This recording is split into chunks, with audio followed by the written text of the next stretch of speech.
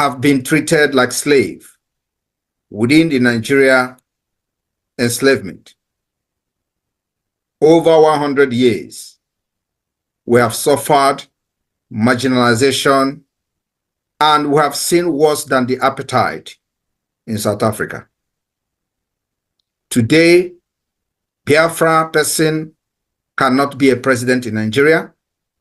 Biafra do not have seaport. Biafra do not have the presence of any embassy. Biafra do not have any office or any presence of multinational corporation.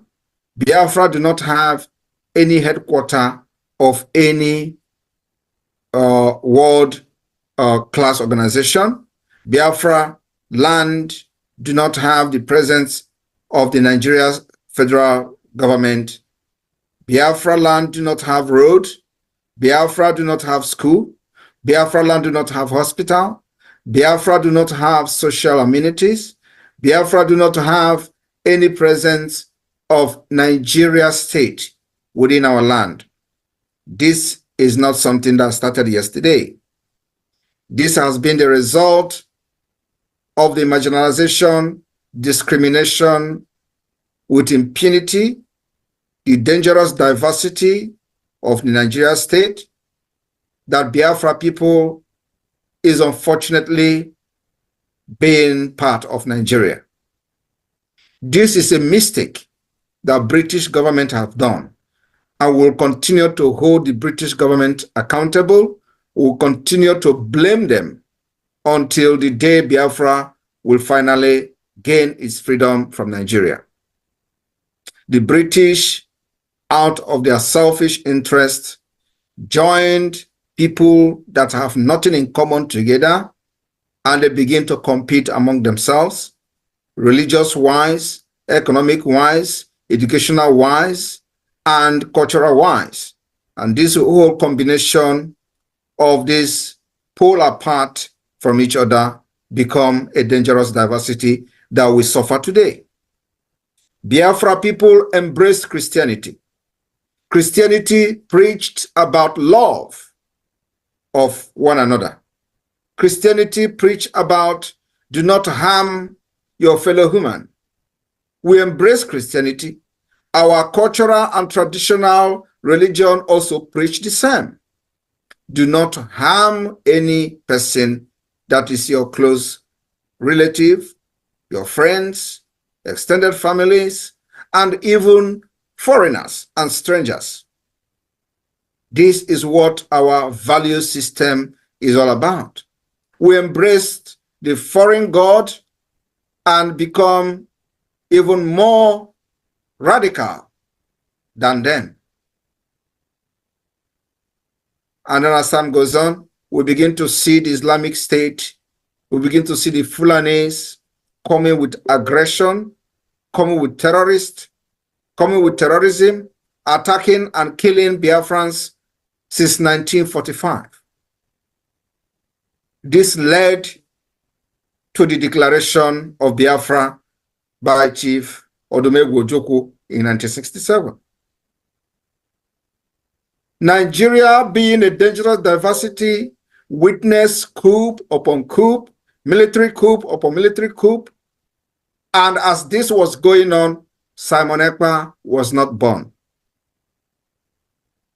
From 1967 to 1970, as Biafra struggled to exit Nigeria because they feel that their life is being threatened and their future and existence is being under attack, they fought a brutal war. Simon Ekpa was not born by then. After 1967 to 70 war, Nigeria declared that it was a no victor, no vanquish. By then, Chief Odumegwu Ojukwu was in exile. At the end of the day, he came back. He was celebrated because the decision, he saw what many people did not see. The people who fought Ojukwu today is being massacred in their villages. Gowon is one of them. Gowon village has witnessed the highest IDP camp within the Nigeria state. He didn't see this coming today. Simon Ekpa was not born in 1970. Simon Ekpa was not born in 1979. Simon Ekpa was not born in 1980. Simon Ekpa was not born in 1981. Was not born in 1982. Was not born in 1983. Was not born in 1984. Simon Ekpa was born in 1985. In 1982 to 1984, a man called Buhari planned coup against Nigeria. Out of this dangerous diversity, he became a military dictator under military rule in Nigeria. It was not as a result of Simon Ekpa. Simon Ekpa was not born. People are not asking question, why are there this coup upon coup upon coup within the Nigeria state being carried out by North and, of course, Yorubas? But whenever this coup happens, and if there is one single Igbo man in this coup, or one single Calabar man, or one single Ijaw man in this coup, it becomes Igbo coup. After that, this man called Buhari committed many atrocities, including an international crime. 1984, they kidnapped a man called Umaru Dikko from London because he believed, as a Fulani man, he doesn't respect law, not the law of his own country, not the law of any other country. He came back after many years to become a civilian president with impunity. This same man went to Kenya and kidnapped the current leader of indigenous people of Biafra, Mazi Nnamdi Kanu. Before Mazi Nnamdi Kanu was kidnapped in Kenya, there has been killing and killing since 1999 by the group led by Wazirike. Simon Ekpa was not part of it. From 1999, Wazirike Mossop members was massacred in cold blood, killed at every given opportunity with stray bullet, straight shooting, live bullet by the Nigeria state. Simon Ekpa was not part of Biafra then, at least not part of the agitation for Biafra. The same Wazirike Mossop gave birth to Mazi Nnamdi Kanu, indigenous people of Biafra, and still the killings of Biafra continued. In all these things that were going on, nobody summoned the courage to resist the killings of the Biafra agitators. In 2020, the Fulani killings and upsurge of terrorists become a thing of concern across the Nigeria state, across the entire Africa. They were ranked the number 4 most deadliest terrorist group in the world. And because our people become helpless and nobody was speaking for them, and none of these people who call themselves leaders from the eastern part of Nigeria were making any move to protect the women and children from Biafra territory. It was what gave the birth to the formation of the Eastern Security Network by the leader of the indigenous people of Biafra, Mazi Nnamdi Kanu. Simon Ekpa was yet not part of the leadership of the Biafra movement. After the Eastern Security Network was formed, they made sure they protected our people going to farm in the eastern part of Nigeria. It took them within 1 year, just the mention of Eastern Security Network then made the terrorists to flee from our land. Remember that those who pushed these terrorists to Biafra land did not push them to come and feed their cows. They came prepared for jihadist movement. This did not go down well with the Nigeria state that is being controlled by Fulani terrorist sponsors, from the president down to the lowest person. It didn't go down well with them. And they could not also eliminate the Eastern Security Network. So there is need to hunt for the founder and the head of the ESN and the Biafra movement, which is Mazi Nnamdi Kanu. While this was going on, Simon Ekpa was just a broadcaster, making videos, sharing videos, exposing Nigeria state, and nothing else. This led, went to Kenya, kidnapped Mazi Nnamdi Kanu in 2021. I want people to understand that I'm just trying to make this as brief as possible, because between 2015 to 2017, we have witnessed the massacre of Biafra agitators under Indigenous People of Biafra, IPOB. They were killed in hundreds at every given opportunity. There has never been any reprisal attack against these killings. There has never been any consequences on the Nigeria side for killing Biafrans. Never has there been any consequences. They killed and we make noise. Those who were then make noise, and that is the end. As this was going on, some people who are today blackmailing and betraying the movement they started were the one who pushed these people to go and die. And after they got killed by the Nigeria terrorist state, their own life. All right, wonderful people, welcome back once again to this wonderful, sumptuous, sweet, lovely channel where they bring you back-to-back updates and information as they hot. In case you have not joined our social media handle, what are you waiting for? Kindly go ahead and subscribe, like, comment, share, and also remember to on your notification button so that whenever our news enter, you go be the first. We'll collect them. Yeah. Yeah. Yeah. Lieno. Yeah. Wano. Yeah. Umunu zukwa unu. I throw salama to all the lovers of freedom all over the world. I throw salama especially for all the Ndibo.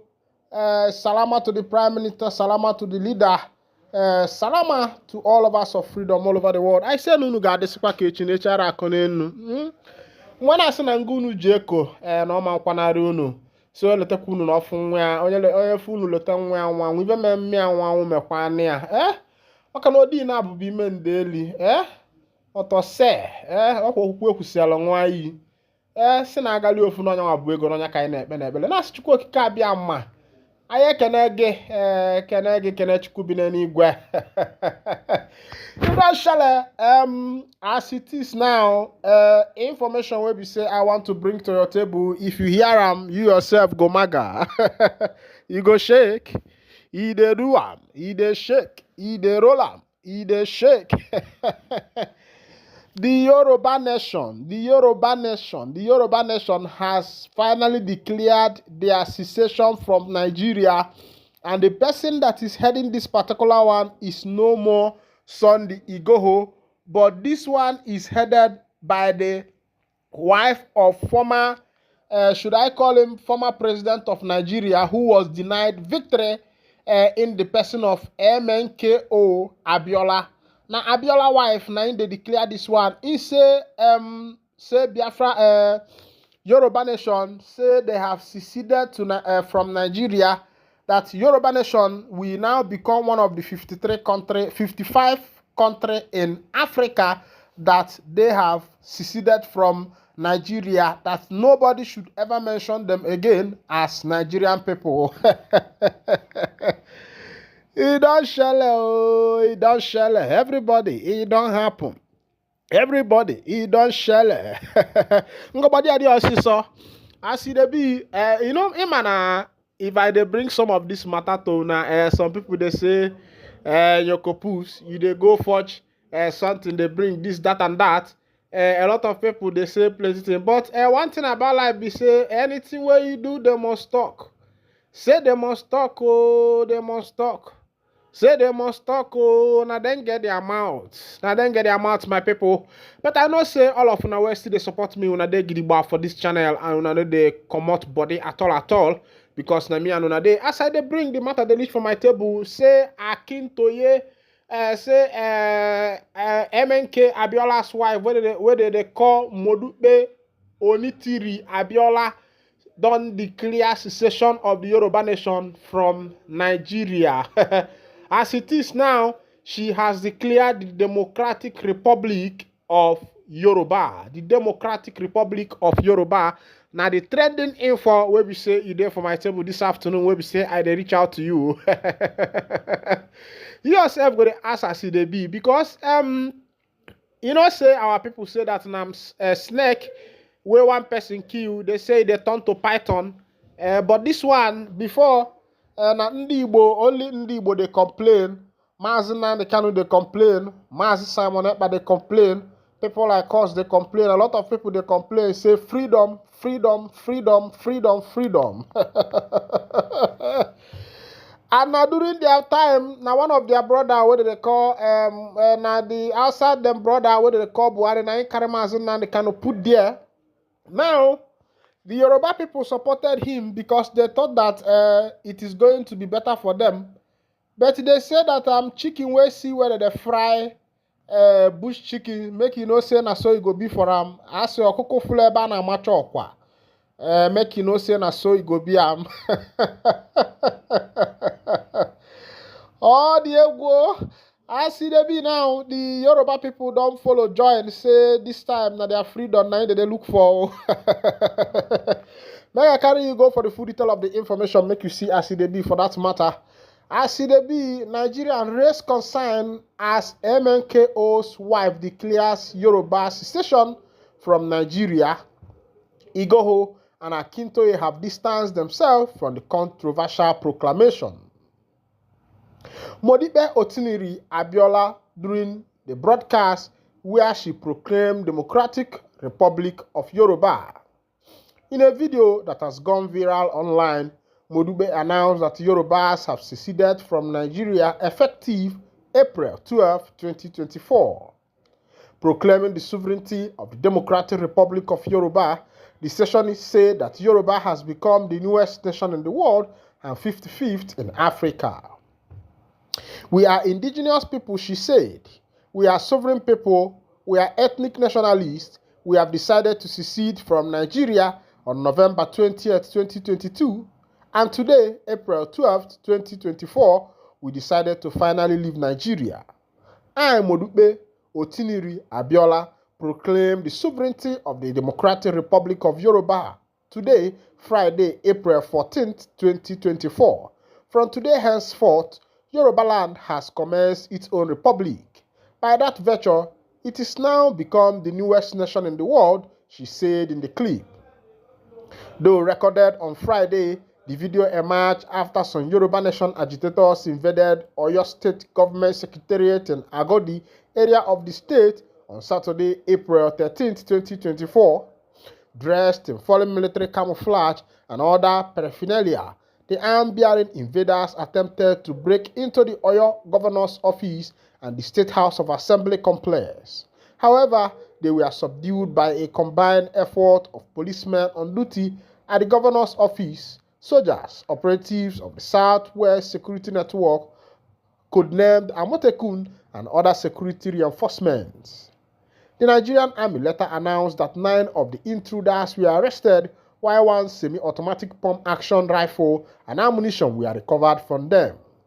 Meanwhile, a report later emerged that their irredentists were members of the Ominira Yoruba, a secessionist group led by Modipe. This was confirmed by Prof. Banji Akintoye, leader of the Yoruba Nation Self-Determination Group, and Sunday Adeyemo, popularly known as Sunday Igboho, in a statement on Sunday. Before I go do some comment on that particular matter, make I show you wetin people they talk, make you hear wetin people they comment based on that matter. Let's go down to the people's comments so that you know whether people want freedom or not. Somebody commented, his name is Philip Oladeji. He said, why did she stay away and not come down to our new country? government should use Interpol to bring her to Nigeria for putting the lives of innocent people in jeopardy. I blame the people that are following her. This one is coming from somebody. Now, another person commented, his name is Afolabi Oloye. He said, which Yeye government? You are not tired of this cheating and lack governance in Nigeria? Are you seeing that people are very tired of this nation now? Another person commented, his name is Shitu Oluwasegun. He said, if you know that this is a true government, why can't you join them to have original government? Useless man like zero after the decimal point. Another person commented, his name is Peace. He said, when will the North leave? This is just the best way to make this country great. Another man said, he said, the woman is 1,000,000 times correct and on point. To stay together is not by force. Liberia population is about 5 million. They even got independence before Nigeria. Why should people of over 200 million, 250 million continue to cohabit with hatred and bitterness of a truth Nigeria has expired? Somebody said, now because of oil. Then another person commented, his name is Chief Nwa Obodo. He said, Tinubu should sign it and also sign Biafra Nation. Please, let us divide Nigeria as early as possible to avoid future war. Christian and Muslim are always against each other during election. Another person said, he said, Farouk, you said they play. Why? So you don't want freedom. So you don't know that the marriage called Nigeria has collapsed a long time ago. This one are the comments. If I continue to read comments here, you find out that a lot of people want the division of this nation. And my question is, why is the government still holding this nation together since the Igbos are fighting for their freedom and the Yorubans have started their own? Of course, you know that Sunday Igboho started. The same thing happened even in this Biafra liberation struggle. People like Owazurike started after Ojukwu. He did not succeed. And the Mazina kind of took over. They arrested him. Simon Ekpa is also on the way, pushing the freedom walk.